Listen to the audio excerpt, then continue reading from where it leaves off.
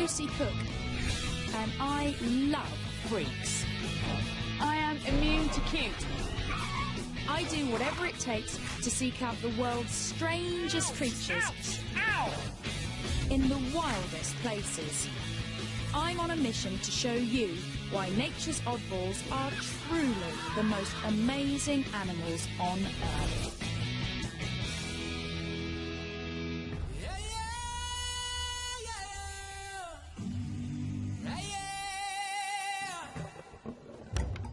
Every year, 8 million tourists flock to South Africa to catch a glimpse of the animal world's superstars. The so-called Big Five. But I don't see why they should get all the attention.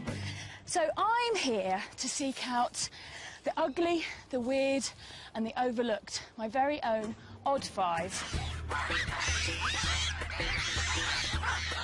They're animals so bizarre that their strange looks and habits are getting them into trouble.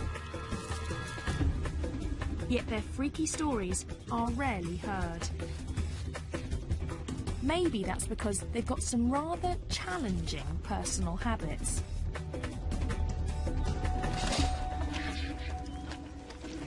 Like vultures that feast on dead and sometimes decomposing bodies. That's half a cow. It's a little bit smelly as well, I should add. But this gruesome diet is now killing some Cape vultures. Look at the wingspan on that! They're being accidentally poisoned. This couple takes in the victims and nurses them back to health. Here we go. Dinner time. Don't be alarmed if a whole bunch of vultures do come up to you. Okay. So they do bite. If the birds are going to grab you, the first thing they're going to do is your eyes. So I have to wear sunglasses and a cap to protect my eyes from being pecked out. But other than that, apparently they're very friendly. Carry on walking.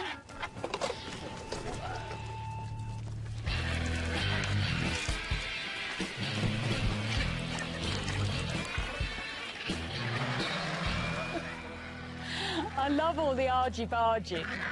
Hissing and strutting and posturing. Just careful, careful. Just had a finger. That is not for tea. Ayla over there, her speciality is to go in and quickly grab the liver. She loves the liver. Really? Just like Hannibal Lecter.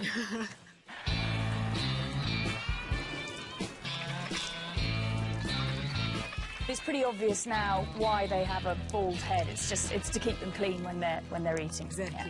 They're actually very clean. They are, every time they eat, they go and bath afterwards. They're a bunch of neat freaks, and they make life safer for everyone else. There could be anthrax, botulism, all sorts of nasties in that carcass.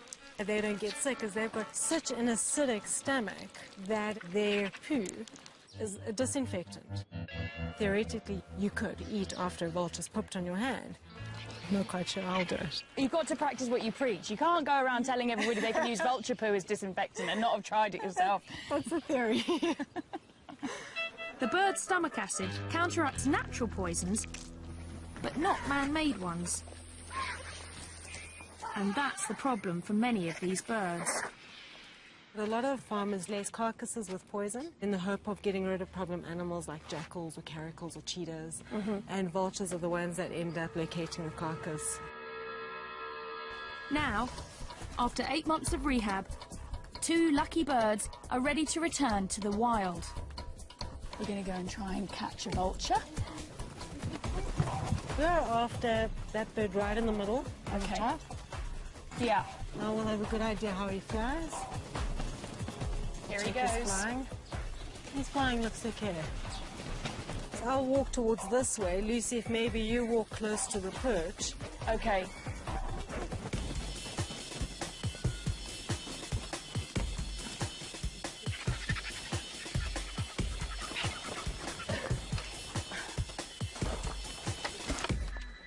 Well, he's quite a small guy. Do you want to try and grab him?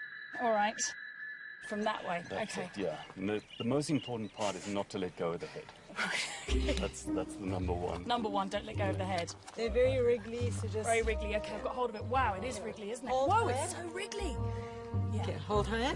You're going to hold it up against your chest. I'm going to clasp him. Like that. And My keep hand's his quite head- small. Keep his so- head away from your face. Don't Okay, try yeah, to get but too also- close. Okay, now you're going to hug him. So I'm going to pass him to you. You're going to kind of hug him. Okay, you okay there? Yeah, just. Whoa, he's strong. Okay. Have Vulture will travel. Going to turn into the narrow tar road. You follow that all the way up. We take our birds to a spot where they can join other Cape vultures in one of the last surviving colonies.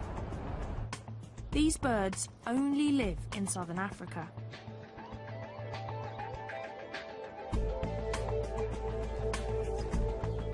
Let's give these birds their freedom then. Cool. Here you go.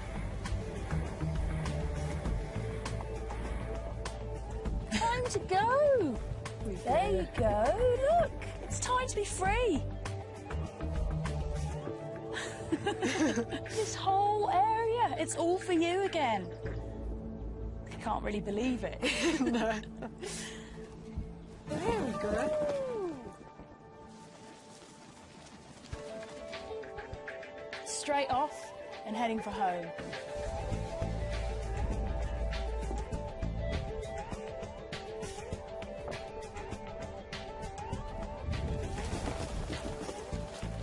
While many vultures nest in trees, Cape vultures are particular. He's heading straight for the cliffs. They only nest on high cliffs like these. And there's only one way I can see how they do it.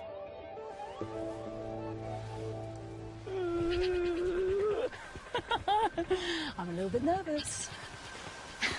I didn't feel nervous until I saw the wall of cliffs. I thought, oh yeah, right, I'll be jumping off that then, won't I? Just about to jump off a cliff. What do you get me into? That's Phil, my intrepid producer. Whoopa!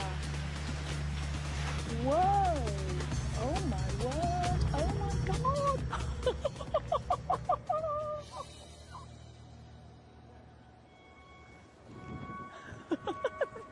They've gone, and there's two vultures.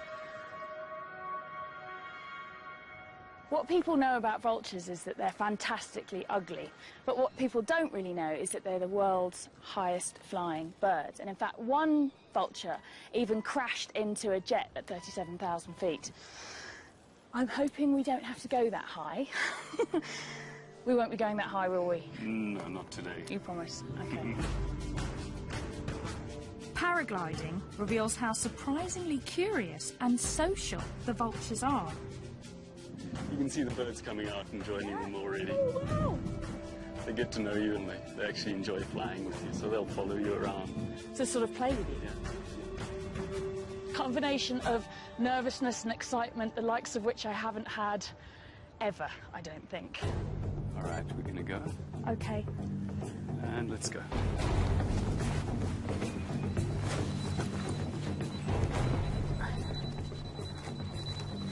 All right, and rotate. Run. Yeah.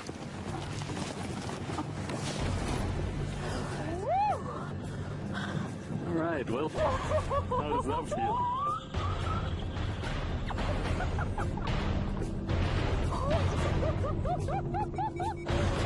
My knuckles are white. It's incredible, though. And there are the vultures. Oh, my word. Wow, they are all around us.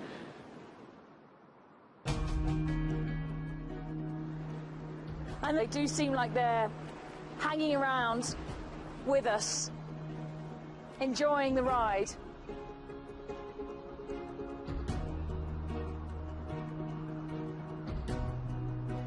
This is how you should see them to appreciate their beauty. And their extraordinary skills. So this is the perfect introduction to South Africa. South Africa is made up of all sorts of different micro-terrains, each with their own peculiar creatures. These cliffs are one of those unique hotspots. I can see right over the cliff where they're nesting now. It's 25% of the world's Cape vultures are nesting in these cliffs. Vultures are paying a high price for their taste for dead flesh. And now, even their keen eyesight is getting them in trouble. A threat I want to know more about. There's a big muti market here. Muti is traditional medicine. And apparently, vultures are a popular ingredient. There's everything here, actually. There's a lot of herbs and plants, and then just a lot of unidentifiable bits of animal. Oh, this is a big snake. Python. It's a python. Is that a cheetah or a leopard? Here you've got a whole baboon. That's what. You've got a lot of stuff, haven't you? Yeah, we have a lot of stuff. This is the wings for the vulture. That's a wing of a vulture. Yeah. Oh my God. Okay. What's your best stuff? What's your biggest seller? Vulture brains. People want vulture brains. That's the big seller, is it? Yeah. How to use this one? You can make powder. Yeah. And then you can put here. And then you can smell. It helps so you can see to the future, you can see what's coming, and they can give you this to open up your mind. Dimi was once a student of all of this, and I've asked her to be my guide. Also, it's good for gamblers. Yeah, it's good for the lotto. The lotto number. Lotto number. Right, okay. As if it wasn't bad enough that they got farmers poisoning them, they're also getting their brains sniffed in order to win the lotto. The belief is that the traits of the animals transfer to the buyers. The vulture's got amazing eyesight and makes you be able to sort of see into the future. Dimi, can you help me? Does he understand that the vultures are endangered and that there's not many vultures left? Okay, ufungwazi ukuthi mhlambe ngevulture wangifana noma usala ngembuzi nge-A1. Yeah, I know. Yeah, it's true. But it's a business. Yeah. It worries him, but it's a business. It's part of a tradition begun centuries ago, before other threats put these animals in so much danger. There are clearly an awful lot of endangered species here. This is a scale of a pangolin. I love pangolins. Pangolin scale. A pangolin scale is said to protect you from evil, wrapping you in armour like the animal itself. In 2011, at least 8,000 of these bizarre mammals were seized from black marketeers. Some of them want their scales, while others are after their meat. In China, it's considered an exotic delicacy. They may be the weirdest of the Freaky Five, and I'm not leaving Africa until I've seen one.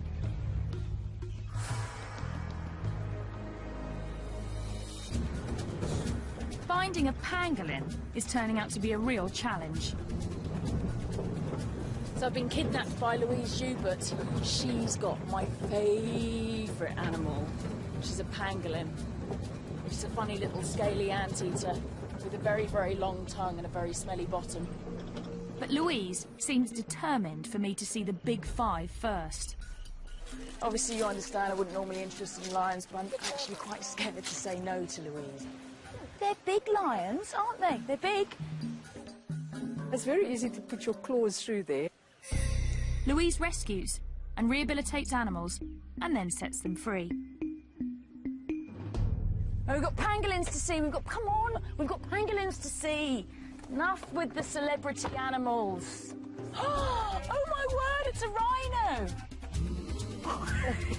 What's it? It's like, do you think my hand's food? Louise, I want to see the pangolin. I want to see the pangolin. Take me to the pangolin, please. Wild dogs. What do you think, Munchkin, eh? What do you want? Do you want to go and join them? Do you want to go back to nature? No, definitely. Slightly mad place, really, isn't it? Louise has an amazing success rate. she's saved 4,500 creatures since 1993. Slightly nervous as to what's going to be inside.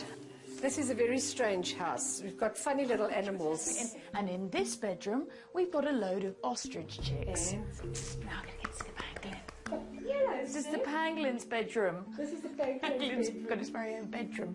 This is the pangolin's teddy bear. And he's been pooping, so we need to just clean that. Here we go. Sid, you stink. I could camp out in the African bush for months and never see a pangolin. Oh, look, he's making into a little ball. They're very shy and secretive. Sid, it's so fantastic to meet you. I've heard so much about you, and I have been desperate to meet you. Oh, he's so strange. His funny little ears. They've got very poor eyesight, apparently, but they've got a very keen sense of smell. And he's like a little pine cone, aren't you, Sid? Sid and his mother were seized from poachers. The mother showed signs of stress and Louise released her. Now she is Sid's mum and has to make sure he learns to survive in the wild. We're on our way to go and find some termite mounds because Sid needs to learn to eat termites. He's an anteater, termite eater. You reckon this is a good one? Pangolins are super specialised for eating termites, with sticky tongues as long as their bodies, and claws that can dig through concrete. Those termite mounds are really hard, so you can see why he needs to have these really big digging claws. We might have termites in there. Yes. Oh, am I doing this right? Yes, there's the first termites coming out. There's one there. Oh, come on, yeah. I know you don't want to be eating his breakfast. Okay, let's try the termite, Sid.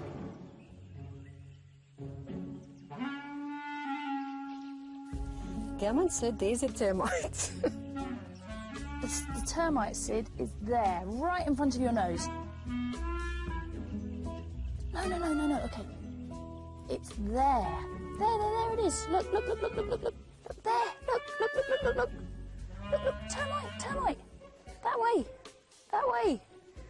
Possibly still too small.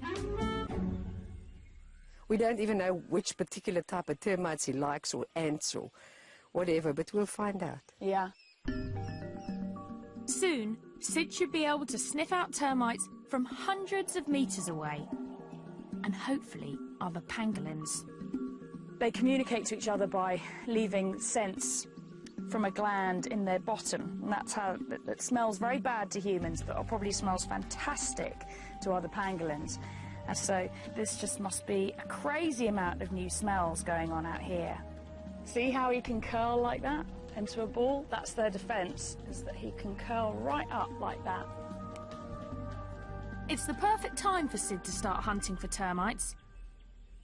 They're emerging from their underground hideouts because the rainy season is starting. Look at that. Big storm. But I'm afraid the weather will send the next of the Freaky Five running for cover. That's that pre-storm wind. Here it comes. It's been so hot all day. And now this wind started up, and that always means, that, yeah, I can start to feel it now. It's suddenly the temperature has just dropped. I might go inside the car, actually. And now there's a hailstorm. Even the weather's odd. And it's going to make finding the crazy lizard I need to see next a little bit insane.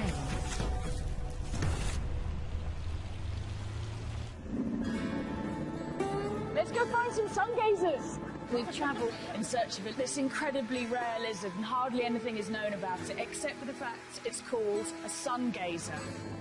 That's a burrow. That's another burrow there. My guess is that means it likes to gaze at the sun. What? Oh, lightning! There's no sun gazers, but there's a lot of lightning. If we were looking for lightning gazers, we would have chosen the perfect day. Sun gazers sell for crazy sums on the illegal pet market. Rain brain! And I want to see what's making them so popular and getting them into trouble. The lizard guys are here. I've got 3 experts to help me coax a sun gazer out of its hole. He's shivering. It's shivering ship. I know how you feel. Shivering, Lucky Lucy. Yeah, exactly. Yeah. We can try and call them out, George. Do you do the call of the opposite sex? Yep. You've got to have a very sexy call, haven't you, to get that sun gazer out of its hole today? It's coming up. No way.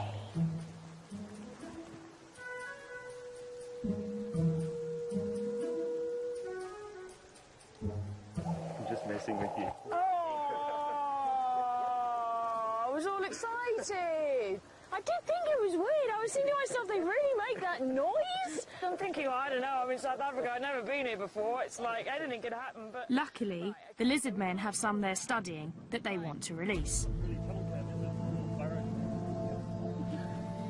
In this bag, the Holy Grail, the famous sun gazer lizard. Wow, he's cool. Look, he's so thorny. She. Look at her. These sharp spikes help make the sun gazer a hit in the pet trade. They're there for protection. These spines, these are the occipital spines, and these are what they stick into the roof of their burrows. So they can't be dislodged. I see, so their defence is to sit in the burrow with the head down, the tail sticking out, and then if a meerkat or something comes along and tries to yank one out, these spines around the head yank on, and then they can't pull them out. The burrow's also for defence. And we want to return this girl to hers. There it is. This one's a really nice hole. I would like to live in there. Would you? No, look at it. I mean, it's got a nice runway. It's well furnished. Not too long grass. Not Two bathrooms. These guys want to learn as much as they can because no one knows how many are left in the wild. This lizard is only found in this tiny area, isn't it? They're found only in the South African highlands. They're very rare.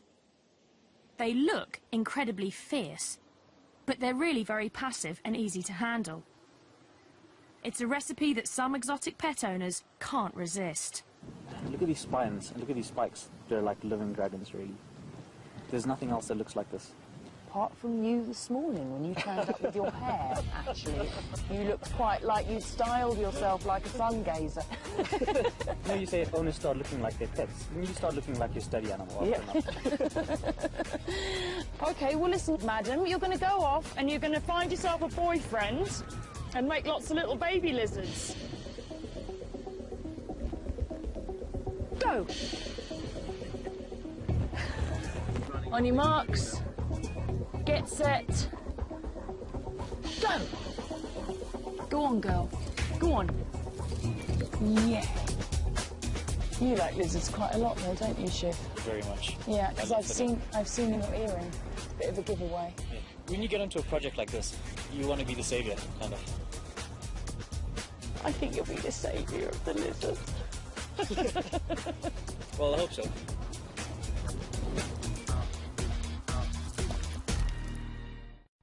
Burrowers like the sun gazer are found all over South Africa, where protective tree cover is in short supply. There's the aardvark, an anteater with the snout of a pig, the ears of a rabbit, and the tail of a kangaroo. They can weigh as much as a human. Aardvark burrows are often taken over by the honey badger. But the honey badger doesn't give a damn. He's such a badass. But for one of South Africa's oddballs, its protective burrow is turning into its tomb. You won't believe what I'm going to do. I'm going to go and rehouse a spider. We need that. You need a big knife. We need a big knife. This is Donald.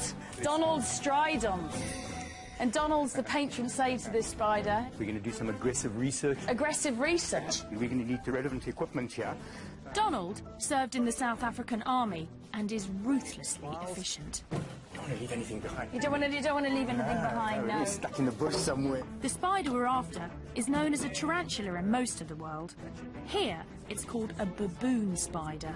We have water containers, yes, check. Let's take some weather monitoring equipment. Do you need gloves? We We need to get camera, GPS. We don't need gloves. Okay. Spider safari. Yeah.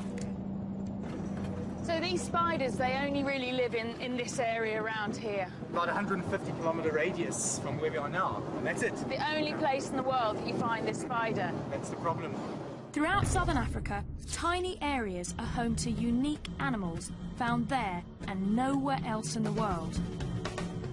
Like the sungazer, the Cape vulture, and the golden brown baboon spider. Unfortunately, the spider likes a kind of soil also popular with home builders, and it refuses to move, even when the bulldozers come. It's going to chuck down right under there, panic, and as soon as they cover it over, slow, terrible death. So we absolutely need to move it. So this is an emergency situation. This is one. So that's where the spider is. Now, golden brown baboon spiders need very special attention. They're very finicky, and we have to be finicky too. So the technique of capturing the spider is not to make too much disturbance so that we don't spook the spider. The first step is to lure this very sensitive spider out of its hole. Now, Donald has thought this through and has developed a special method, hasn't he? Which involves faking a rainstorm. Here comes our rainstorm. You've got to make thunder sounds, eh? That's it, perfect. Just carry on like that. Kay's coming out. She's coming. She's coming. There we go. You're doing such a good job. So there she is. South Africa's fussy freak emerges. Okay, so Donald's actually blocking its entrance with the knife so that it's now trapped in its porch, basically. It's probably about a 15-year-old spider. 15-year-old spider? Who knew?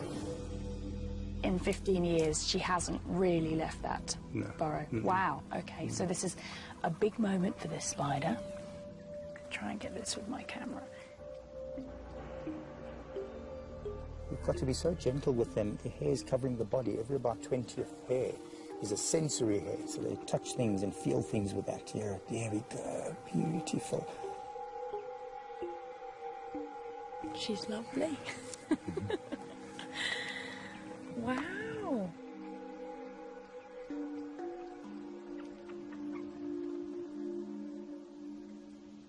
She's kind of on your hand already. Is she really already? Yeah, you hardly feel it. I can feel it, yeah. Wow. I'm slightly worried she's going to run into my shirt sleeve. She won't run too fast. How long does it take for the spider to build this hole? Took it about 5 to 7 years. That's incredible. I totally understand why it wouldn't want to move. The hole is the spider's life's work. It won't simply dig another once we move it. So that's half the job. Less than half. You need to get a mould of that hole. If you don't shake it properly, it doesn't foam nicely. Now Donald is making it his life's work to figure out exactly what the spider likes. That's it. Ooh. Okay, we need to get a GPS reading here. We need to get weather conditions. Donald's quite serious. 24 degrees, 22 minutes. So how many spiders do you think in total there need to be relocated here? Well, looking at the map and how many houses are going to be built here, with each house there could be at least maybe 2 or 3 spiders. So multiplied by 200, 300 houses. It's a lot of work. Donald could end up doing this 1,000 times.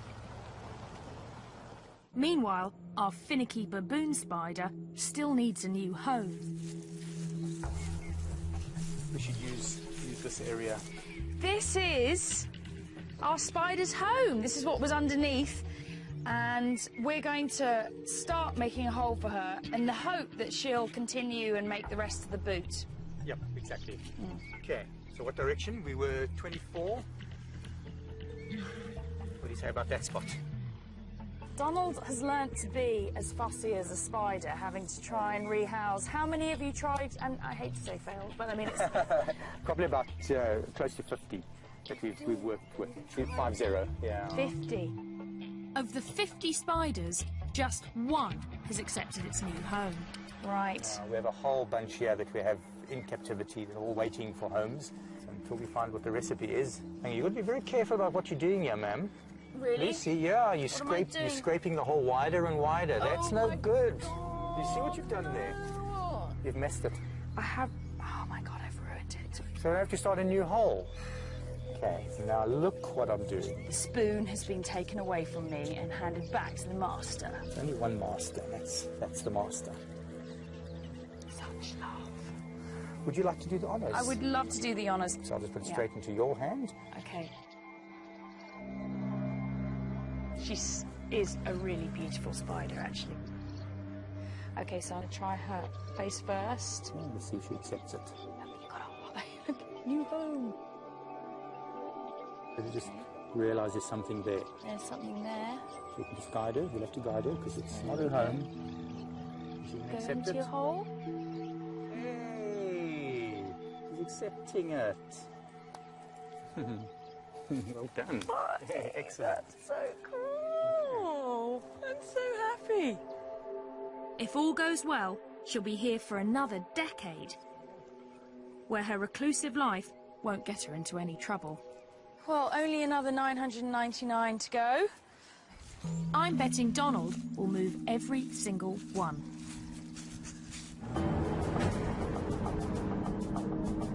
The spider would be helpless without Donald. But the last freaks on my safari help each other. And they're paying a steep price for it. They're bold creatures, far stronger and more agile than humans, with fangs longer than a leopard's. But it's the Chukma baboon's brain power that gets him in trouble.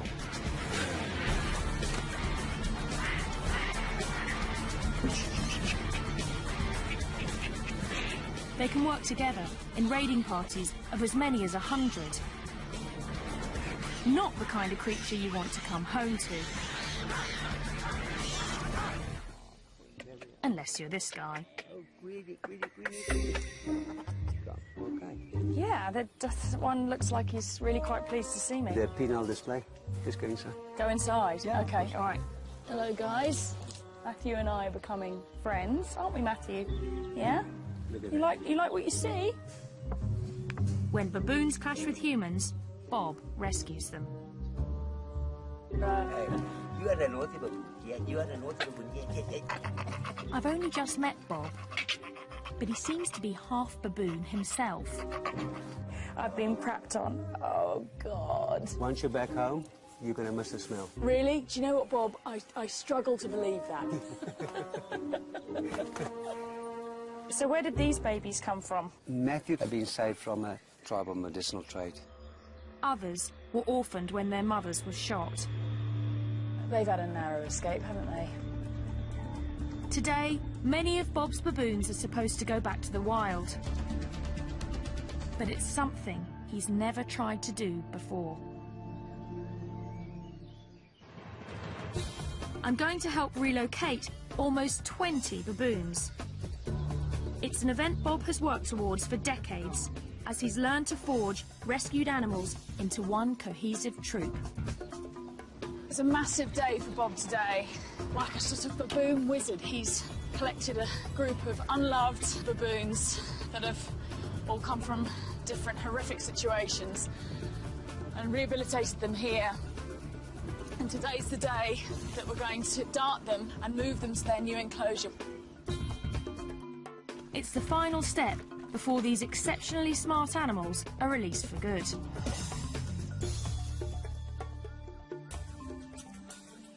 Oh, here they are. Wow.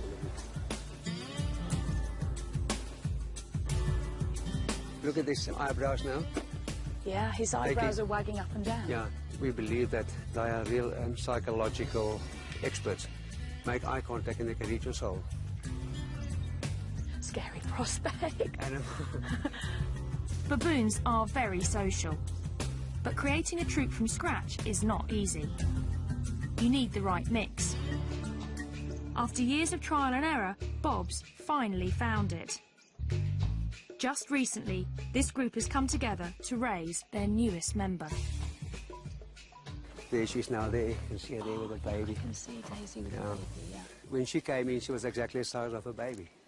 No, Yes. really? Yeah, now she's going to be... I want to cry. I was going to say, Paul. She's going to be released now with her own baby. Oh, that's amazing. It's going to be an intense day. Now we have to outsmart them. Easier said than done. Know that they're very intelligent. They will know quickly what we're up to. And you must be alert. They are potentially very dangerous animals. Okay. I feel quite nervous, actually, because these are big animals. We don't want things to go wrong. First, we lure the animals into a smaller enclosure to sedate them. It's great. Is he going to go in? Looks like I've got a shoulder. He's gone in. One of the lead males that we really wanted to get into the cage early on. We've got him in the cage. Then we get Daisy and the baby. Come on, two more, just two more. Okay. There you go.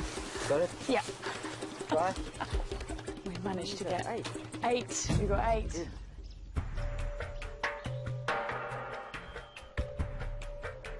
He's so jittery about seeing a gun, you know, because they've been shot at so many times. And Some farmers here shoot to kill any baboon they spot on their property. We want to capture the big male first, or he could make things more difficult.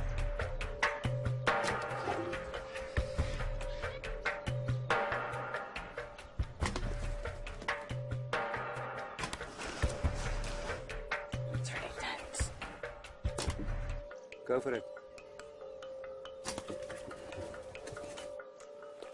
Baboons are known to form really strong friendships. I think it's very sweet the way they're all cuddled up next to each other to go to sleep. Okay, so now they're under. It's safe for us to go in. To get to the sedated animals, the team has to enter the larger pen, where the rest of the troop is anxiously watching. We're going to get them out as soon as possible. But stand by, Lucy. If something happens, you must pull at the door. Okay.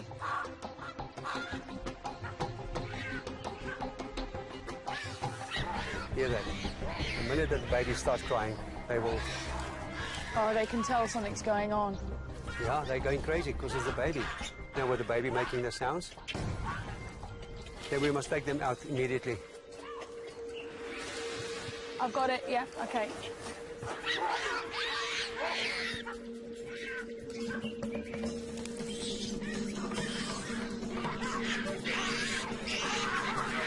We take away their leader, and the troop really goes berserk.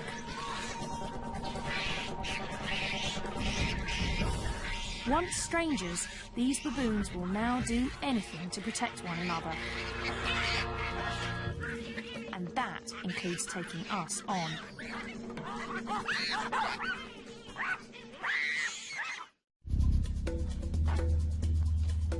It takes half a day, but we manage to sedate the troop. Okay, there you go, Bob. Let go. Yep, okay. He's left a message behind. Each gets a thorough medical checkup to make sure it's healthy enough to survive in the wild.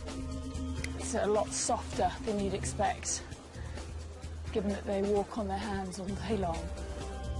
Baboons have evolved to forage on the ground because of southern Africa's lack of forest. Some think that's also why they have such huge canines, to fend off predators. Whoa, look at that. This is for the canine. To feel the back part of it here. I will check. I can feel that. Behind that tooth is razor sharp.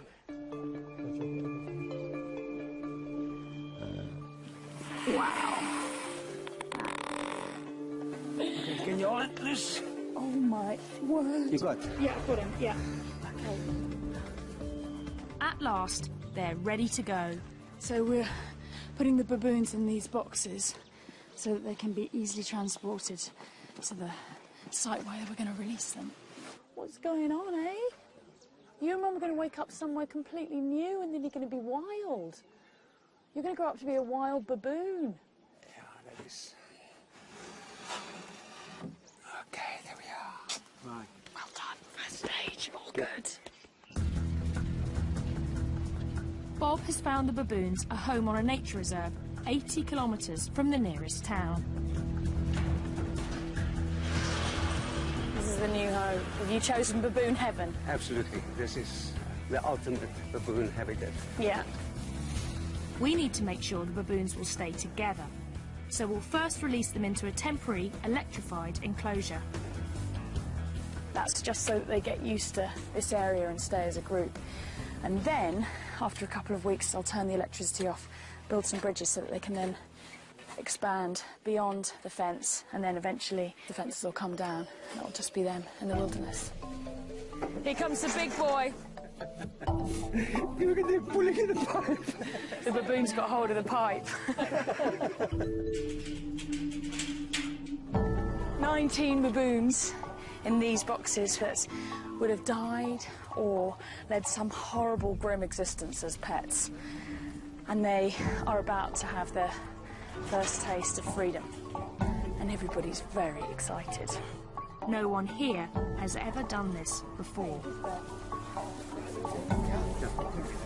We've got Daisy and the baby in here, and they're going to go in first. Are you guys ready? Yeah. Here comes Daisy, guys. Here comes Daisy.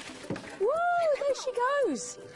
They're kind of looking around like, what the hell happened there?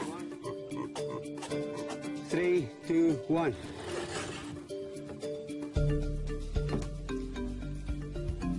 Look at that. Emotion is running very high. Yeah. There you go.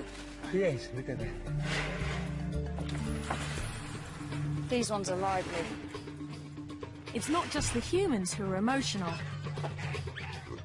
The baboons in there can see that there are other baboons that are free on the other side, so it's all getting a lot more exciting now. Wait, there's a baboon coming. Very quick, very quick, quick, quick, quick. We released the entire troop without a hitch. 2 more happy customers. Well, almost the entire troop. He's not going quietly. We've got to get Matthew out. Whoa! Whoa!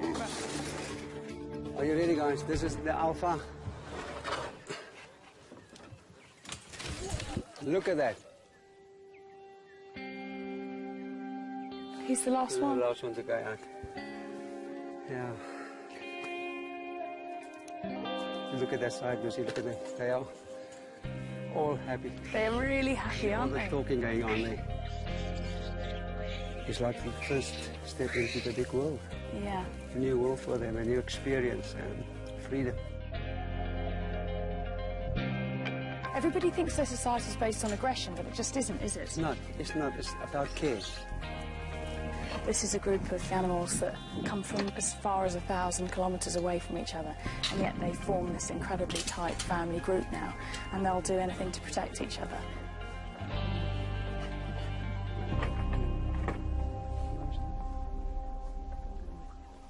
Oh, it's hard. You can't not be moved by this, can you? You know, it's like, it's an amazing, amazing moment. To survive in the bush, these baboons will need every bit of their extraordinary ingenuity. But here, they'll be far away from the human influence that turns their strange asset into a liability. Like the rest of South Africa's Freaky Five, their oddness works in this wilderness. And it's here we can see they're all as wonderful as they are weird.